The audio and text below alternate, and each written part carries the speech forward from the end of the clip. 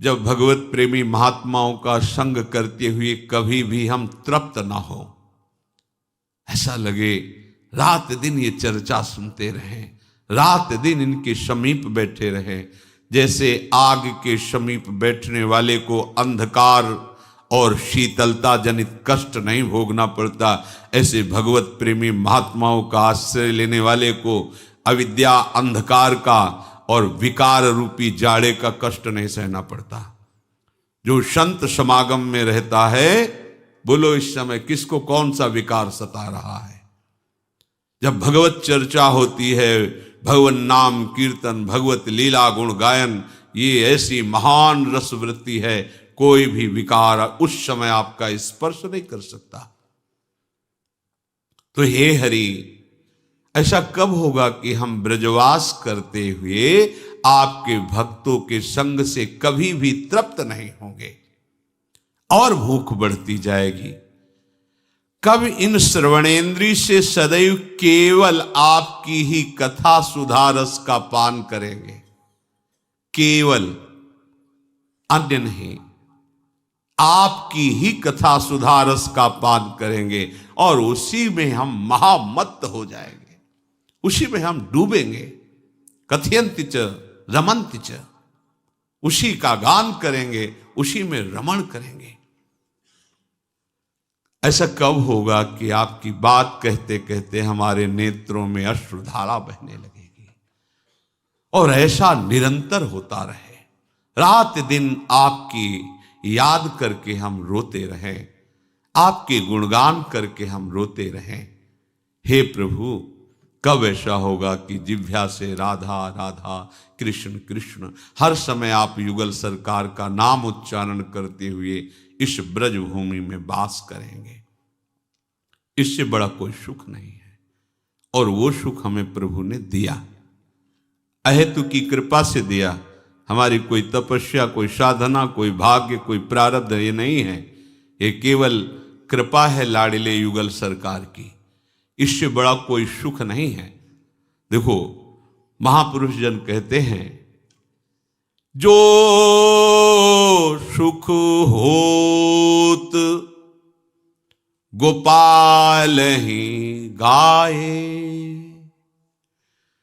सो ना होत जप तप व्रत संयम, कोटिक तीर्थ नहाए, जो सुख होत गोपाल ही गाए। आहा, जो प्रभु की चर्चा में सुख है, वो सुख किसी और में नहीं है। सच्ची मानना, बड़ी बड़ी स्थिति को प्राप्त महापुरुष भी इसके बिना जी नहीं सकते। सनक सनंदन सनातन संत कुमार, आशा, ये उनकी आशा बनी रहती है। बसन व्यसन यह तिन्हि, रघुपति चरित होय तह सुनहि। ये उनका नशा है, ये उनका जीवन है, ये इनकी आशा रहती है कि भगवत चर्चा हमको सुनने को मिले। जो साधन करके सिद्ध नहीं हुए, सिद्ध ही अवतरित हुए हैं। भगवान शिव भगवान है, परंतु लीला चरित्र में ऐसा रस है कि काकभूषण जी उच्च आसन पर बैठ करके भगवत चर्चा कर रहे और भगवान शिव हंस रूप धारण करके नीचे बैठकर सुन रहे। कैसी महामहिम भगवान की चर्चा में अमृत रस बरसता है। वो सुख किसी और साधन में है ही नहीं। जो सुख होत गोपाल ही गाए, सो न होत जप तप व्रत संयम, कोटिक तीर्थ नहाए। करोड़ों तीर्थों का अवगाहन, बड़े बड़े व्रतों का अनुष्ठान, बड़े संयम नियम, बड़ा जप तप, इससे वो सुख नहीं होता जो प्रभु की लीला चरित्र गायन से सुख होता है। सीधे लीला में प्रवेश करा देता है। महामोह का नाश करके सीधे भगवत साक्षात्कार की योग्यता ये भगवत चरित्र श्रवण से हो जाती है। बड़ी महिमा है सत्संग की। रत्नावती जी ने और कोई साधन नहीं किया था। दासी के श्री मुख से निकले हुए बिहारी बिहारिन के जस का श्रवण करके भक्त भूप पदवी पे विराजमान हो गई। ब्राह्मण पत्नियां, यज्ञ पत्नियां, वो कोई और साधन नहीं, केवल वृंदावन की मालिनी के द्वारा श्री लाल बिहारी की रूप माधुरी का श्रवणेन्द्रिय से पान करके बावरी हो गई। दर्शन की भारी व्याकुलता और साक्षात्कार प्राप्त किया। ये एक महामहिम स्वतंत्र भगवत चर्चा का प्रभाव है कि बिना किसी अन्य साधनों के भी यदि इसी चर्चा को गाया जाए, सुना जाए और इसी के चिंतन में रहा जाए तो बहुत शीघ्र भगवत साक्षात्कार हो जाए। इसका प्रभाव जब उदय होता है भगवत चर्चा का, तो कह रहे हैं गद गद गिरा नयन जलधारा, प्रेम पुलक तन छाए, तीन लोक सुख तृण सम लेखत, नंद नंदन उर आए, जो सुख होत गोपाल ही गाए, जो सुख होत गोपाल ही गाए। भगवत चर्चा का प्रभाव सीधे प्रेम योग कंठ भर आता है। प्रभु की बात करते करते ऐसा हृदय द्रवित होने लगता है, नेत्रों से अश्रुधारा प्रवाह होने लगती है, तन पुलकित हो जाता है। तीन लोक का वैभव सुख सब तृण के समान हो जाता है जब प्रभु हृदय में प्रकाशित होने लगते हैं। भगवत चर्चा सुनते सुनते, गान करते करते नेत्रों से अश्रुधारा, गदगद कंठ, तन पुलकित, तो फिर हृदय में प्रभु प्रकाशित हो जाते हैं। जहां हृदय में प्रभु प्रकाशित हुए उसके समान और क्या सुख हो सकता है। दिए लेत नहीं चारि पदारथ, श्री हरि चरणन अरुझाए, सूरदास गोविंद भजन बिनु, चित नहीं चलत चलाए, जो सुख होत गोपाल ही गाए। उसके हृदय में इतना आनंद उपासक के जागृत होता है कि धर्म, अर्थ, काम, मोक्ष, ये चारों महापुरुषार्थ देने पर भी वो स्वीकार नहीं करता। क्यों? क्योंकि उसका चित्त श्री हरि चरणों में लग गया है। सूरदास जी महाराज कहते हैं, गोविंद के भजन में ऐसा चित्त डूबने लगता है कि वो चित्त को हटाना भी चाहे तो अब हटाने की सामर्थ्य नहीं रह गई। ऐसे भजन में डूबने के लिए हमें पूरा संयोग प्राप्त हो गया। ये गोविंद की लीला विहार स्थली ब्रज 84 कोश, और गोविंद के भी नेत्र चकोर की भांति जिनके रूप रस का पान करते हैं, उनका निज महल वृंदावन सी प्यारी जो ऐसी उपासना का संयोग, ऐसे महामहिम वातावरण में यदि हम अपने चित्त को प्रभु में ना जोड़ पाए, वही प्रपंच, वही विषय चिंतन, वही राग द्वेष, काम, क्रोध, अहंकार, तो अब कहाँ अवसर रह गया है। फिर कौन सी ऐसी जगह है जहां हम आराधना उपासना के लिए अनुकूल वातावरण प्राप्त कर पाएंगे। बैकुंठ भी जिसकी महिमा के आगे लघु है, ऐसी रजरानी का आश्रय लेकर भजन न बना तो कहां भजन बनेगा। इसलिए सावधान होकर अपने जीवन के सौभाग्य को और बढ़ाओ, पतित मत होने दो। बहुत बढ़िया अवसर है। ये लुभावनी माया के द्वारा फेंकी गई ऐसे पाशे हैं, ऐसे जाल हैं जिनमें तुम हार ही जाओगे यदि स्मरण नहीं रहा तो। और अगर स्मृति चल रही प्रिया प्रीतम की, फिर कोई बाधा तुम्हें हरा नहीं सकती। जहां राधा वहां कोई बाधा नहीं। हर समय चिंतन, उसे महासुख प्राप्त होता है। श्री भगवान कह रहे युञ्जन्नेवं सदात्मानं योगी विगत कल्मषः सुखेन ब्रह्म संस्पर्श मत्यंतम सुखमश्नुते।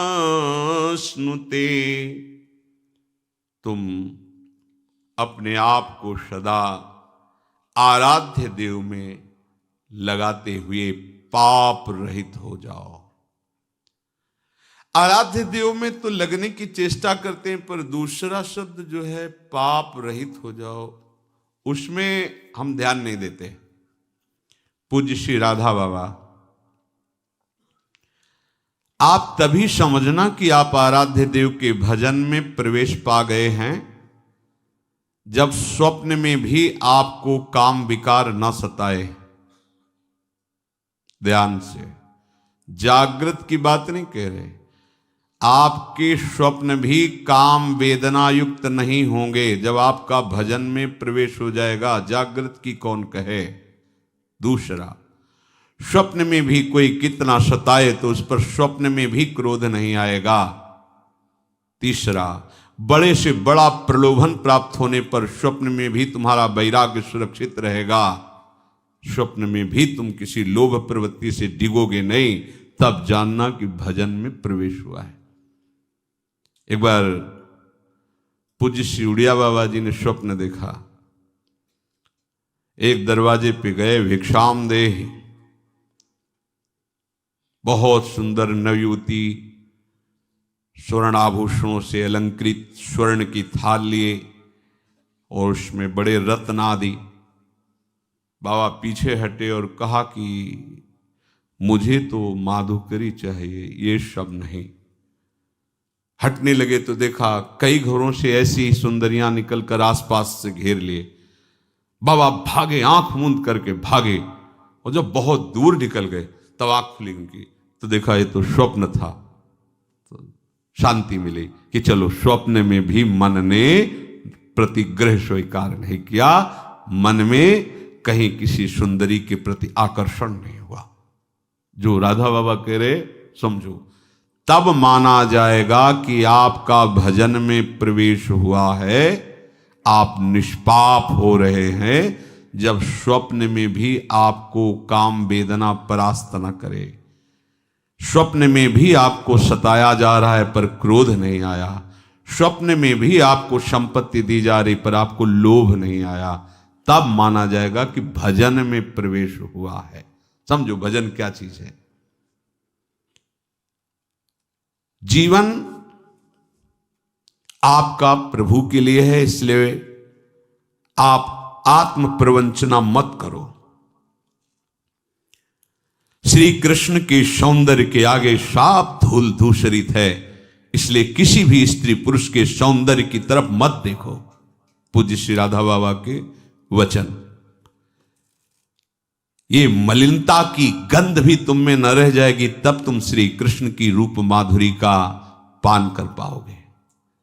कोई आकर्षण न रहने पाए, इसलिए संभालो। ये इधर उधर ताक झांक के तुम्हारा ही पतन कराने के लिए माया तुम्हारे नेत्रों में बैठ के कर रही। सावधान, कोई यहां देखने लायक नहीं है। अगर देखने लायक है तो प्रभु है। जनक जी की वाटिका में पुष्प संचय करने के लिए, गुरु सेवा के लिए प्रभु श्री राम लखन जी गए हुए थे। उधर जानकी जी गई थी देवी आराधना के लिए, तो एक सखी पुष्प लेने गई थी। उसने जे ही प्रभु को देखा, ऐसी प्रेम दशा उत्पन्न हुई, अश्रु प्रवाह, विकलता। भाग के आई जानकी जी और सखी, क्या हुआ तेरे को? बसु कहती, देखने योग्य है, देखा है, देखने योग्य है। बस और कुछ नहीं बोल पा रही थी। कौन है? जानकी जी की सहेली महामहिम, वो विकल है, हम तुम तो जीव हैं। वो क्या कह रही? देखा है, देखने योग्य है, देखने योग्य। जानकी जी ने कहा, क्या देखा है? तो कहती, देखने योग्य ओ अश्रु प्रवाह। चलो देखते हैं क्या है। श्री जानकी जी जब सखियों के सहित जीव ही कंकण और नूपुर की ध्वनि सुनी, प्रभु श्री राम का मन आकर्षित हुआ। लक्ष्मण जी से कहते हैं, आज तक ऐसा नहीं हुआ, मेरा मन कोई आकर्षित कर ले, हमारे रघुवंश का स्वभाव है। ये ऐसा क्यों हो रहा मेरे मन में? ये सोच ही रहे थे कि लता ऐसे सखियां निवार रहे। जानकी जी, जे ही राम जी की दृष्टि जानकी जी के मुख पर पड़ी तो माथे पे पसीना आ गया सरकार के। सोचो, ऐसे युगल मर्यादा पुरुषोत्तम और फिर महाप्रेम रस सिंधु युगल सी श्यामा श्याम, इनको देखने के सिवा और कुछ देखना है? किसको देखोगे? कोई देखने लायक है? अरे होश में रहो, समय बर्बाद मत करो। समझो, परमार्थ का भी ककहरा नहीं आता। यदि कोई तुम्हें अच्छा लगता इस सृष्टि में तो अपने को साधु महात्मा परमार्थी मत समझना। अभी ककहरा नहीं आता परमार्थ का। पूज्य श्री राधा बाबा, हिमालय की तरह अचल होना चाहिए तुम्हें अपने धर्म में। तुम्हारी श्रद्धा प्रभु में अटल होनी चाहिए। ये चार बातें तुम में प्रकट होने लगेंगी जब तुम्हारी श्रद्धा प्रभु में अटल होगी, तुम अपने भागवत धर्म में अचल होगे तो ये चार बातें आ जाएंगी। पहला, सर्वत्र तुम्हें अपने प्रभु का अनुभव होने लगेगा। मेरे प्रभु हैं, यही है, शव में है, कण कण में है। ये वाणी का विषय नहीं, ये हृदय में उसको अनुभव होगा। है जब अनन्यता आ जाती तब अनुभव होने लगता है। अटल श्रद्धा विश्वास तब अनुभव होने लगता है।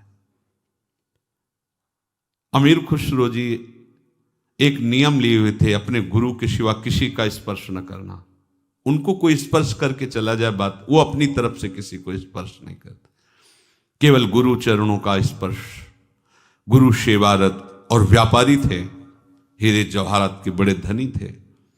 एक गरीब ब्राह्मण उनके गुरुदेव के पास इस भावना से जाता कि हमारी बेटी का ब्याह है, बाबा सिद्ध हैं, कुछ धन दिलवा देंगे किसी से।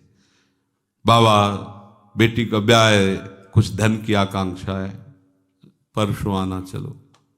फिर परसों आए, बाबा आपने कहा था परसों, पादुका ले जा जा पादुका। अब महात्मा का आदेश, पादुका उठाई। अब संत की पादुका तो सर पे रखी, पर सोच रहा था कि पादुका से क्या होगा, मुझे तो अर्थ चाहिए, भोजन खरीदना है, स्वागत के लिए व्यवस्था करनी है। बाबा ने पादुका दे के फुसला दिया, पर कुछ तो होगा, सिद्ध संत है, अगर पादुका दी कुछ तो होगा। सोचता ही जा रहा था। अमीर खुसरो को गंध आई सदगुरुदेव की, है आसपास सदगुरुदेव का कुछ है। ये देखो गुरुदेव की अनन्यता, मेरे सदगुरुदेव का कुछ है आसपास। बस ऐसे पागलों की तरह देखने तो देखा एक पादुका रखे, रुका, कहां से आ रहे हो? बताया हुआ मुख संत के गुरुदेव के पास से। ये गुरुदेव की पादुका? हाँ। कितने हो भाग्य तुम्हें, गुरुदेव ने पादुका दी। मुझे पादुका थोड़ी चाहिए था, मुझे तो धन चाहिए। धन? इत्यारा ऊंटों पे हीरा जवाहरत लदा, मुझे पादुका देगा? वो ले लो, बोले ले जाओ, मैं नौकरों सही थी, सब ले जाओ। गए पादुका, गुरुदेव पादुका लाया। अच्छा रख दे। कितने की? 11 ऊँटों में सस्ते ले लिया, चलो। एक गुरुदेव की अनन्यता आभास करवा, मेरे गुरुदेव की कोई वस्तु है तो परम देव, आराध्य देव में यदि तन्मयता हो गई तो वो तो कण कण में है। उपासक के हृदय में अनुभव मेरे प्रभु हैं, जैसे प्रहलाद जी को मेरे प्रभु हैं, यही हैं, मेरे पास हैं, उसको अनुभव में आता है। अगर दिखाई नहीं दे रहे तो फिर उनको शिकायत करता है, ये छुपा छुपी का खेल मत करो, मुझे आभास हो रहा है, हो यही हो, हटाओ ना ये पर्दा, हटाओ और बेपरद मेरे आंखों के सामने आओ, तुम हो, मुझे पता है हो। दूसरा, मेरे प्रभु सर्व सामर्थ्यशाली हैं, ये उसको हर क्षण रहता है। इसलिए ये मांगना, जांचना, चाह करना, छल कपट, चतुराई, क्रय विक्रय, बहुत बड़े धनी के दास हैं, बहुत। आप जानते नहीं, वेद नहीं जानते तो आप क्या जानोगे। हमारे स्वामी की महिमा को सही पूछो तो स्वामी भी पूर्ण रूप से नहीं जानते हैं। हमारे स्वामी की महिमा अगाध और अनंत है, इसलिए स्वामी भी नहीं जानते हैं, इतनी अपार महिमा उनकी है। ऐसे स्वामी का आप दासत्व स्वीकार करके भजन कर रहे हैं, फिर आप में अगर विषय दन्य, भागवतिक दन्यता अलग चीज है, विषय दन्यता, हमारे पास कपड़ा नहीं, हमारे पास व्यवस्था नहीं, हमारे पास ये सब घटिया बातें उसके हृदय में रहती है, जिसने इस महान प्रभु का दासत्व स्वीकार नहीं किया, केवल नाटक कर रहा है। ऐसे सर्व समर्थ स्वामी का दासत्व, उसको पता है कि प्रभु हमारे सर्व सामर्थ्यशाली, कर तुम अकर तुम अन्यथा कर तुम, कुछ भी कभी भी कहीं भी कुछ भी हो सकता है। जो असंभव है उसको एक क्षण में संभव कर दे, मेरा स्वामी ऐसा है। इससे क्या होगा?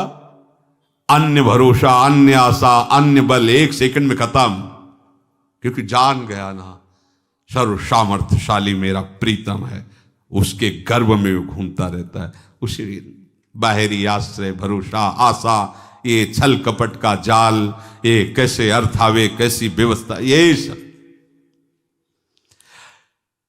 आप अच्छे से समझो। जब एक उपासक अपनी सच्ची उपासना में लगता है तो देवराज इंद्र घबरा जाते हैं, त्रिभुवन थर्रा जाता है एक साधक की उपासना पे।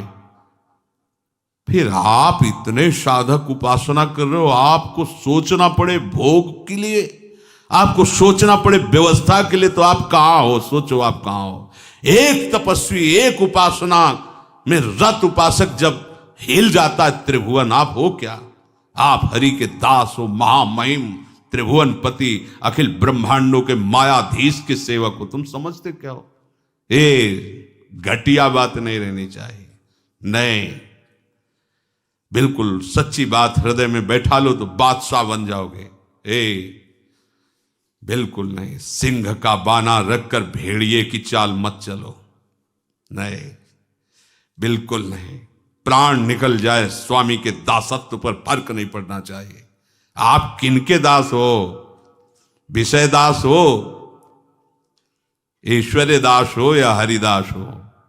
हरिदास हो तो फिर सब विषय ईश्वर तुम्हारे चरणों में लुटता घूमेगा। तुम समझो अपने को कौन हो, हरि के हो।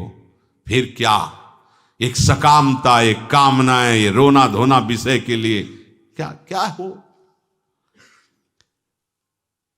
अपने प्रभु की सर्व सामर्थ्यता का उसे ज्ञान हो जाता है, मेरे मालिक कैसे हैं।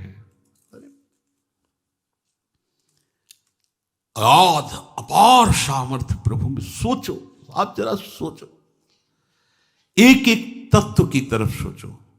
वायु तत्व क्या है, सबका जीवन कितना महाबल से, जल तत्व, ये सब पंचभूत माया रचित कितने सामर्थ्यशाली हैं। ऐसे ऐसे प्रभु की अनंत शक्तियां, उन प्रभु को आप अपने हृदय में सुमिरन कर रहे हो, अपना मानते हो उनको, और वो आपके हृदय की बात जानते हैं, फिर आपको अपनी बात दूसरे से कहने का मन कैसे हो जाता है? आपको दूसरे से चाह कैसे पैदा हो जाती है? आप दूसरे की तरफ देख कैसे लेते हैं? मतलब अभी गड़बड़ी है, अभी सच्चाई नहीं आई। अपने आराध्य देव के बल पर क्या नहीं हो सकता। छोटी छोटी बातों में अनुभव होने लगता है। पूज्य श्री महाराज जी के साथ पद यात्रा में से कभी कभी 10-10, 20-20 दिन ब्रज में महाराज जी के साथ भ्रमण किए। पैदल जा रहे थे, कई किलोमीटर चलने के बाद 6 किलोमीटर बकाया रह गए थे। दाऊ जी महाराज, शरीर बहुत वर्षों से इस रोग से पीड़ित, तो अब चला नहीं जाता तो खड़े हो जाया जाए महाराज जी, कोई गाड़ी में बैठ लिया। 6 किलोमीटर भी नहीं, चलते रहो, कोई गाड़ी मिल ही जाएगी, बैठे खड़े होके क्या। तो महाराज जी ऐसा थोड़ी होगा कि कोई आएगा और कहेगा कि गाड़ी खड़ी की कि आओ महाराज बैठ जाओ और चलो, अपने खड़े होना पड़ेगा ऐसा। महाराज जी मुस्कुराते हुए, चलो। आपसे सत्य कहते 2 ही 4 मिनट हुए थे कि एक कार वाला आया, बगल शीशा हटा, कहाँ जा रहे हो महाराज? दाऊ जी, हाँ वहीं चल रहे, दरवाजा खुला, आओ बैठ जाओ। चल महाराज जी हमारी तरफ देखे, मान गए महाराज जी। ये बिल्कुल एक छोटी सी बात है, एक छोटी सी बात। हमारा प्रभु सर्वज्ञ सर्वशक्तिमान, वो कैसी बात कर, भक्त चाहे और स्वामी कैसी बात कर। अरे वो ऐसे दुलार करते, अनंत माताओं को वात्सल्य लिए। आप अपने स्वामी के सिवा किसी की तरफ मत देखें। किसी की चाह, किसी का आस, किसी का बल, किसी का भरोसा आपने कलंक लगा दिया शरणागति में, बिल्कुल नहीं होना चाहिए। तीसरा, सर्वज्ञता। मेरे आराध्य देव सर्वज्ञ हैं। कहां कब क्या हो चुका है, कहां कब क्या हो रहा है, कहां कब क्या होगा, तीनों ज्ञान हर समय प्रभु के सामने रहते हैं, हर समय। ऐसे सर्वज्ञ हमारे स्वामी हैं। अब हमें तो नहीं लगता कि हमें किसी दूसरे का सहारा लेना पड़ेगा अपनी बात जनाने के लिए। वो सर्वज्ञ, उनको पता है कब क्या कहां हुआ है, क्या होगा, क्या हो रहा है, सब उनको पता है। त्रिकालज्ञ, सर्वज्ञ। चौथी बात, प्रभु अत्यंत प्यार करते हैं हमको। ये उस उपासक के हृदय में आ जाता है, अनुभव होता है। ये बात करने के बाद हमको प्रियाजू कितना प्यार करते हो, अनुभव होता है। एक एक वृत्ति अनुभव में, ये प्रियाजू के, ये देखो प्रियाजू ने बुलवाया, ये प्रियाजू ने ऐसा, वो एक एक वृत्ति। अब चित्त की वृत्ति अगर एक भी उदय हुई, वो प्रियाजू से ही उदय होगी, अहंकार से नहीं, प्रकृति माया से नहीं। वो प्रिया, क्योंकि प्रियाजू की शरणागत है। प्रभु के प्रति जहां ये भाव आया कि प्रभु मुझे बहुत प्यार करते हैं, अब वो निर्भय हो गया, काल से भी नहीं डर सकता। ये बात, ये 4 बातें अचल श्रद्धा और विश्वास करने वाले उपासक के हृदय में आ जाती हैं। मेरे प्रभु हैं, अनुभव होने लगता है आसपास कण कण में। मेरे प्रभु सर्व सामर्थ्यशाली हैं, मेरे प्रभु सर्वज्ञ हैं, कब कहां कैसे क्या हुआ है, होगा, ये सब उनको पता है। और ऐसे मेरे प्रभु मुझे बहुत प्यार करते हैं। ये 4 बातें उपासक के हृदय में अपने आप आ जाती हैं। जहां वो प्रभु का श्रद्धा विश्वास पूर्वक आश्रय लिया, भजन शुरू किया। मेरी बात मान लो भाई, मरोगे पूज्य राधा बाबा, पर ऐसे मरो कि फिर न मरना पड़े। बाबा कह रहे ऐसे मरो कि फिर न मरना पड़े। अगर तुम प्रभु का आश्रय लेकर भजन करोगे तो हमारी बात याद रखना, मरते समय तुम्हारे सामने वो खड़े होंगे तुम्हारे को ले जाने के लिए। बाबा कह रहे मेरी बात मान। इसलिए वो कह रहे मेरी बात कि हम देख रहे हैं, हम समझ रहे, तुम शायद ना समझ पाओ। यदि तुमने भगवद आश्रय लिया है और ईमानदारी से भजन कर रहे हो तो विश्वास रखना, और कोई लेने के लिए तुम्हारे पास नहीं आएंगे, वही स्वयं आएंगे, मरते समय तुम्हारी आंखों के सामने खड़े होंगे और वो बहुत प्यार करने वाले हैं। पर मरने के पूर्व तुम्हें तैयारी करनी होगी इस बात की कि मरने के समय मेरे, और वो कभी भी समय आ सकता है, किसी का भी आ सकता है, ये तैयारी करनी होगी कि मेरे सामने मेरे प्रभु हों और फिर हमारा शरीर छूट रहा हो। लेकिन आप लोग तो ऐसे लगे हैं, पूज्य बाबा के वचन है, जैसे बंदर कुत्ता। बाबा जब कभी बोलते थे तो बहुत कड़वा भी बोलते थे। अरे बंदर कुत्ता यही तो सब कर रहा है जो तुम कर रहे हो। बच्चा पैदा करना, बच्चों को प्यार करना, उनको पोषित करना, सोना खाना पीना, यही तुम भी कर रहे हो। संसार के पीछे जी रहे हो, संसार के पीछे भाग रहे हो, संसार के पीछे मर रहे हो। तुम मरते समय संसार ही तो आएगा। अगर प्रभु के लिए जियो, प्रभु के पीछे भागो, प्रभु के चिंतन में रहो, तो प्रभु अंतिम समय आ जाएंगे तुमको लेने के लिए। अगर हम किसी को ऐसा कहते तो हमारी तरफ ऐसा देखता है मानो फुसकार से हमें भस्म कर देगा। पूज्य राधा हुआ कि जब हम किसी को कहते हैं ऐसा तो हमारी तरफ ऐसा देखता है मानो भस्म कर देगा। अरे सावधान हो जाओ, अभी तुम्हें हमारी बात क्रोध दिला रही होगी, आग लगा रही होगी, पर हम जो बात कह रहे हैं वो तुम्हें शीतल बनाने वाली कह रहे हैं कि भूल मत करो। समय रहते अगर उपासक को पता लग जाए कि वो ठीक ठीक चल रहा है कि नहीं, तो बात बन सकती है। समय निकल गया तो फिर मन पछताई है, अवसर बीते। इसीलिए बाबा कहते हैं हम कड़ुआ बोलते हैं कि तुम ठीक से अपने को देख सको, विश्वास करो। आपको कहाँ जाना है, जा किधर रहे हो, क्या करना है, कर क्या रहे हो। या पूछते रहते हैं कि भगवत प्राप्ति कैसे होगी। पैसा कमाने में विष्ठा की कीड़े की तरह मर रहे हो, नाम जपने में कितना समय लगाते हो, पूछते हो भगवत प्राप्ति कैसे होगी। पूज्य श्री बाबा कोई मर रहा है कि हमारा नाम हो जाएगा। अरे हम तुम्हें बताते हैं, अशोक इतना महाबली था, उसका नाम इतिहास में केवल लिखा हुआ, क्या उसे सत्य वस्तु प्राप्त हुई? क्या उसको सत्य वस्तु प्राप्त हुई? नाम लिखा इतिहास में, गया। तुम मानो चाहे ना मानो, तुम्हारे मानने ना मानने से यहाँ कोई फर्क नहीं पड़ने वाला। आग के पास जाओगे तो पैर जल ही जाएगा, चाहे समझ के जाओ या बिना समझ के जाओ।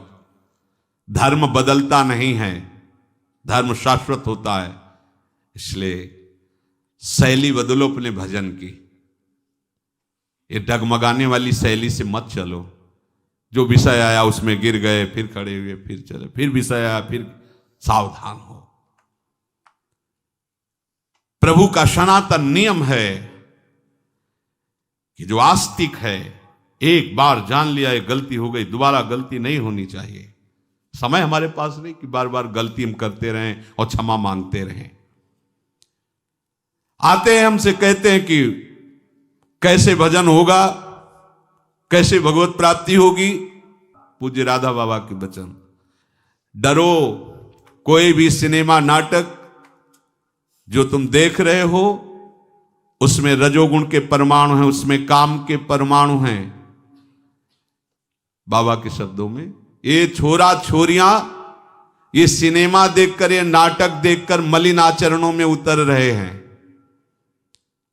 बढ़िया बढ़िया से चाहे जो तुम फिल्म देख रहे हो, उसमें जो वृत्तियों को नष्ट करने वाले गंदे परमाणु भरे हैं, तुम जान नहीं पाओगे। बातें परमार्थ की करोगे, वो आचरण दुराचार का करोगे, उसमें परमाणु भरे हुए हैं।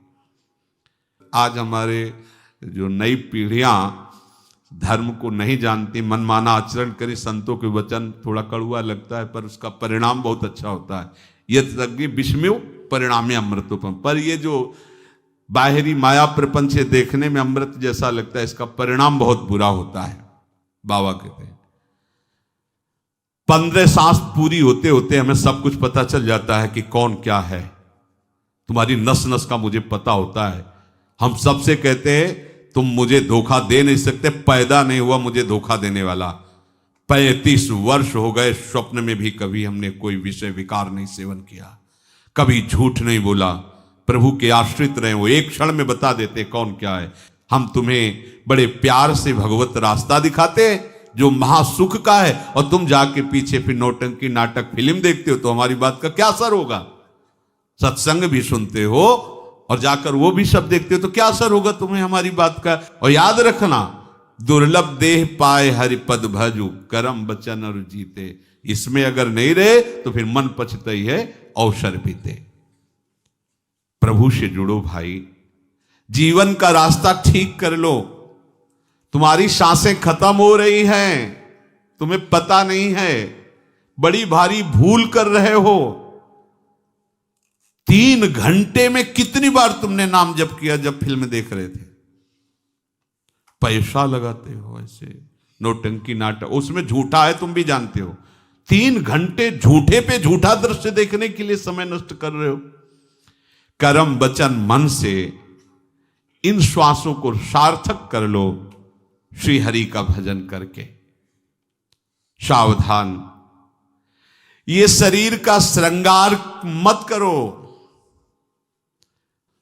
बहुत सावधान, बाबा कह रहे हैं देह राग मत करो, श्रृंगार मत करो। हम कई बार कहते हैं पर किसी को समझ में नहीं आता। भैया रज लगाओ, सूखी रज लगाओ, गीली रज लगाओ, रजोगुण नष्ट होगा, भगवत मार्ग में आगे बढ़ो। ये अहोभाग्य से रज का सेवन करने को मिलता है। ये थैली है, थैली जिसमें मलमूत्र भरा हुआ है। अरे जिनकी आंखों में भगवान है उनको देखने की चेष्टा करो, इस चमड़ी को देखने की नहीं। मुखड़ा क्या देखे दर्पण में। पेट पालते हो, बस संतान उत्पन्न करना, धन कमाना, भोगों को भोगना। मेरी बात चुभती होगी, मर जाओगे हाथ कुछ नहीं लगेगा। अनंत जन्मों से यही करते आए हो, थोड़ा हरि भजन कर लो। छोड़ो भैया ये विषय प्रवृत्ति छोड़ो, ये फैशन कम करो। हम तुम्हें सच्ची बात कहते हैं, तुम सब लोग इस बात के लिए आते हो कि बाबा के दर्शन से कल्याण होगा, तो हम पोद्दार जी की छत में जाकर खड़े होकर कह दे सब लोग दर्शन कर लो अगर हमारे दर्शन से कल्याण होता हो। लेकिन हम सच्ची कहते हैं दर्शन से कल्याण नहीं होगा, हमारी बात मानने से कल्याण होगा। पूज्य बाबा कहते हैं आवश्यकता है जो हम तुम्हें परमार्थ की बात बताते हैं उस पे चलो। एक बात तुम अपने जीवन में उतार लो, भगवद स्मृति हर शास्त्र का, हर संतों का सार है। भजन हर समय भगवद स्मृति। देखो अगर तुम्हारा स्वभाव तुम्हें भजन से अलग करता है तो बार बार प्रयास करो, भजन न छूटने पावे। किसी काम के बहाने, किसी भोग के बहाने भजन को मत छोड़ो। भागवत, महाभागवत ये सब उसी के आगे लगते हैं जो भगवद स्मृति में डूबता है। कोई भी अमंगल, कोई भी प्रारब्ध, कोई भी वासना, कोई भी प्रतिकूलता तुम्हें अशांत नहीं कर सकती यदि तुम भगवद स्मृति में हो। देखो कितनी बढ़िया बात दे रहे हैं संत जन। कुछ भी तुम्हारे ऊपर लागू नहीं होगा, आएगा शरीर में हो सकता है पर तुम्हें अशांत नहीं कर पाएगा। धीरे धीरे स्मृति को बढ़ाते चले जाओ। जो बातें तुम्हारे मन में जानने की जिज्ञासा हो रही, बिना पूछे सब तुम्हारे अंदर ज्ञान आ जाएगा। सगुण साकार क्या है, निर्गुण निराकार क्या है, संसार क्या है, वैराग्य क्या है, भक्ति क्या है, सब कुछ तुम्हारे अंदर आ जाएगा। तुम केवल भजन में चित्तवृत्ति लगाओ। जितने भी हैं सब पर भगवान की कृपा है, मैं अनुभव कर रहा हूं। बाबा कह रहे हैं चाहे कोई दुराचारी से भी दुराचारी हो, प्रभु ऐसे करुणा में सब पर कृपा बरसा रहे हैं। चाहे से पशु पक्षी ही क्यों ना हो, घोर पापी क्यों ना हो, पर उनकी कृपा को केवल वही समझ सकता है जो उनका भजन कर रहा है कृपा सब पर अनुभव वही कर सकता है, नहीं तो सब अहंकार से। देखो हमने ऐसा काम किया, बात बन गई, बात बनाया हरि ने है, तुम अहंकार से देख रहे हो। तुम्हें बनाया हरि ने, तुम अहंकार से उसको पोषण कर रहे हो। बिना भजन के तुम ये नहीं जान पाओगे कि हमारे ऊपर प्रभु की कितनी कृपा है। देखो हमारी बात मान लो, फिर आप देखोगे आपका जीवन कैसे निहाल हो गया। हम तुमसे सच्ची कहते, तुम्हारी हर बात भगवान सुनते हैं, हर बात सुनते हैं, पर वो इसीलिए पूर्ण नहीं करते क्योंकि तुम्हारे लिए उचित नहीं है। वो जानते, सर्वज्ञ, हर बात तुम्हारी सुनते हैं। कोई बात ऐसी नहीं है जो अनसुनी कर रहे हो।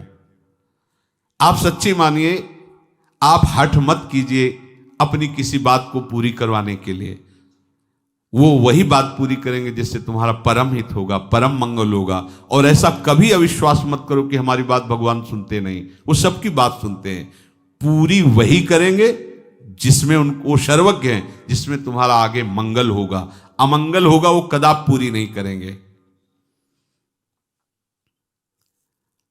हम बचपन से इस बात का अनुभव करते चले आ रहे हैं। मुझे जब कोई जरूरत पड़ती थी तो हमने जब संतों से सुना था कि भगवान से मांगो, भगवान पूर्ण कर देते हैं। तो मैं बहुत छोटा था, एक बार मेरे मन में आई कि मुझे लिख के मिटाने वाली रबर चाहिए और मैं मांगूंगा नहीं, और मुझे मिल जाए तो मैं जानूं कि भगवान मेरी बात सुनते हैं। सच्ची मानना, जब घर गया तो माताजी ने कहा कि तुम्हें रबर की जरूरत तो नहीं है। तो हमने बोले, वो मेरे मन में आया था कि तुम्हें रबर मंगा के दे दें। तो ये हमने कुछ कहा नहीं, पर एकांत में जाके, छोटे थे और भगवान से कहा, हाँ हमारी बात सुनते हुए मैं जान गया। सच्ची पहला दिन था जब घर से भागे थे, शंकर जी के मंदिर में बैठे, 12 लगभग बजे जब, तो भूख लगी। घर में तो बाल भोग भी मिल जाता, हुआ कहाँ बाल भोग। मन में आया कि भोजन कहाँ मिलेगा। अच्छा, कोई ऐसा था नहीं कि मांगने की वृत्ति, घर से सीधे निकले थे, कुछ ज्ञान था नहीं कैसे क्या, कितने दिन भूखे रहेंगे, कैसे कोई भोजन देगा, ऐसी सोच ही रहे थे कि एक आदमी आया। उसने कहा, यहाँ सूरदास बाबा रहते थे, जानते हो? काम तो आज ही आए, हम तो जानते नहीं। इधर उधर घूमा फिरा के कमंडल हमारे पास रखा और डिब्बा स्टील का, ढक्कन खोला तो उसमें लाल लाल दही था। तो सुनो बच्चा, तुम इसे पी लो। नहीं नहीं, हम ऐसे क्यों ऐसे पी ले, मतलब नया नया पहला दिन तो उनका नहीं, उन संत के ले आया था, वो है नहीं, तो हम घर तो लौटा के ले नहीं जाएंगे। तो हम एक लोटा, एक छोटी गीता, छोटी चटाई, वो कुशा की, जैसे किसी के मरने पर वो दी जाती है, जैसे छोटी छोटी आसन चटाई की, वो एक ऐसे चटाई, अपना लोटा निकल, और लीटर 1.5 लीटर होगा मीठा दही, पिया चलेगा। तुरंत विश्वास, वही भगवान शंकर के उस पिंड को हृदय से लगा के, मान प्रभु मुझे विश्वास अब कि आप हमारा निर्वाह करोगे। तब से आप एक एक क्षण आपकी भगवान सुनते हैं, पर हम आश्रय केवल भगवान का, भरोसा केवल भगवान, वो और आपका भरोसा दृढ़ होता चले। पर हम ऐसी बातें मांगते हैं जिससे हमारा मंगल हो, तो बहुत वात्सल्य सिंधु नहीं देंगे। वो हम जहर मांगे तो जहर थोड़ी दे देगी हमारी माँ, नहीं देगी। वो जानती है कि ये अपना हित अहित नहीं जानता। ऐसे ही अनंत माताओं का दुलार प्रभु ले, वो हमका हमारा मंगल कैसे होने देंगे। प्रभु की कृपा सब पर है, विश्वास करो, भरोसा करो। तुम केवल भरोसा करो, तुमसे वो सब कुछ करवा लेंगे परमार्थ में जो चाहिए। तुम्हें सत्य प्रतिज्ञ बना देंगे, ब्रह्मचारी बना देंगे, जितेंद्री बना देंगे, भजनानंदी। सच्ची मानो, जितने बड़े बड़े महात्मा अगर हृदय से उनकी बात पूछोगे ना, तो वो यही कहेंगे कि भगवत कृपा से सब हुआ है। ऐसे कृपा हाथ पकड़ के ऐसी चढ़ाई को चढ़ा देती कि पता ही नहीं लगता कि ये चढ़ाई तो हम कभी नहीं चढ़ सकते थे, पर प्रभु ने कैसे चढ़ाई चढ़ा दी। आप एक काम अपनी तरफ से कभी चूक मत कीजिए, निरंतर प्रभु का नाम जपिए, फिर देखिए क्या होता है। जो कुछ आगे सब कुछ हो जाएगा। चाहे कितनी विपत्ति आवे, आप उनसे ही केवल कहिए, दूसरे से नहीं। बाबा कह रहे 42 वर्ष पहले की बात मैं तुम्हें बता रहा हूं। ऋषिकेश में था, मेरे पैर में भयंकर गठिया दर्द था। सत्संग में भी सुनाया था उस समय बाबा का। तो बहुत कष्ट, और मैं कोई दवा नहीं लेता था। एक रात को बहुत पीड़ा हो रही थी, 10 गुना दर्द, पहले से 10 गुना दर्द बढ़ा था। फिर हमें रहा नहीं गया, तो हमने प्रभु से कहा कि इतना दर्द दो जिससे मैं सह सकूं।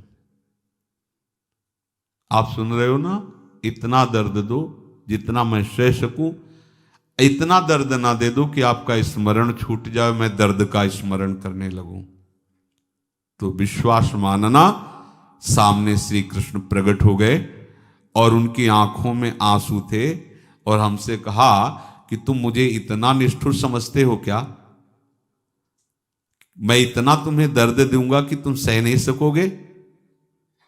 फिर हम तुम्हें क्या बताएं, 2 घंटे तक वो हमारे सामने ही विराजमान रहे और हमारे आंखों से आंसू बहते रहे। बस जे ही वो हटे तो पीड़ा कहां गई मुझे पता नहीं, अपने आप में सोच उठ करके अपने आप गया, जबकि मुझे लाद के ले जाया जाता था। फिर गया, गंगा स्नान किया, कहां गया वो दर्द, बिना औषधि की सब गायब। हमें विश्वास करना है। एक तो कष्ट आवे तो कहो मत, अगर कहना है तो सिर्फ अपने प्रभु से कहो। देखो, आप जैसी भावना करोगे वैसा ही है। आप सोचोगे कि भगवान कैसे प्रकट हो गए, तो सच्ची मानो है, जो है वो तो आप मान नहीं रहे, इसीलिए वो आपको दिखाई नहीं दे रहे है। आप स्त्री मान रहे हो, पुरुष मान रहे हो, जड़ मान रहे हो, चैतन्य मान रहे हो, वो दिखाई दे रहे हैं। आप प्रभु मानो तो ये जड़ चैतन्य कछु नहीं दिखत, जित दिखत तित श्याम। सच्ची मानना जाकी रही भावना, जैसी प्रभु मूर्ति देखी तिन तैसी। उसी क्षण आपको वैसा ही अनुभव कराएंगे जैसा आप भाव करोगे। मैं कहता हूं कि कोई विपत्ति आवे, कोई कष्ट आवे, कोई समस्या आवे, मेरी बात मानना। एक तो कहना मत, अगर कहना हो तो विश्वास पूर्वक केवल प्रभु से कहना, बस, दूसरा नहीं। परमार्थ के मार्ग पर चलने वाले अविस्मृति कृष्ण पदारविंदयो, कभी अपने प्रीतम के चरणों का चिंतन मत छोड़ना। चिंतन का प्रभाव उतरेगा तो ये 7 बातें तुम्हें अनुभव में दिखाई देंगी। तुम्हारे सारे अमंगल नष्ट होते जा रहे हैं। पहला एक, तुम्हारे सारे अमंगल नष्ट होते जा रहे हैं। सब लोग तुम्हें प्यार करने लगे हैं। तुम्हारी सारी अनुकूलता घेर लिए है। प्रतिकूलता का नामो निशान मिटता जा रहा है। समझ रहे हो? ये जब अविस्मृति कृष्ण पदारविंदयो, निरंतर प्रभु का चिंतन चलेगा तो तुम्हारे अनुभव में आएगा कि तुम्हारे सारे अमंगल नष्ट हो रहे हैं। चराचर जगत तुमको प्यार कर रहा है। तुम्हारी चाहने वाली वस्तु परिस्थिति सब घेर लेगी। प्रतिकूलताएं नष्ट हो रही है। दूसरा, तुम्हारा मन शांत होता जा रहा है। तीसरा, तुम्हारा अंतःकरण, मन बुद्धि चित्त अहंकार निर्मल होता जा रहा है। चौथा, तुम्हारे हृदय में भक्ति का उद्रेक उफान आ रहा है। पांचवा, जैसे जैसे जो जो तुम जानना चाहोगे बिना किसी पढ़े लिखे सब ज्ञान तुम्हारे सामने हो जाएगा। हम पर विश्वास करो, सूर्य चंद्र तारे नक्षत्र ग्रह शक्तियां ये सब तुम्हारे सामने अपना परिचय खोल देंगी, क्योंकि तुम प्रभु का स्मरण कर रहे हो। छठवां, निर्गुण निराकार सगुण साकार ये सब तुम्हारे सामने होंगे। किसे निर्गुण निराकार कहते, किसे सगुण साकार कहते, क्या प्रेम, सब अनुभव में आ जाएगा। सातवां, आप अपने को भूल जाएंगे और भगवदानंद परमानंद के समुद्र में डूब जाएंगे। ये आखिरी स्थिति।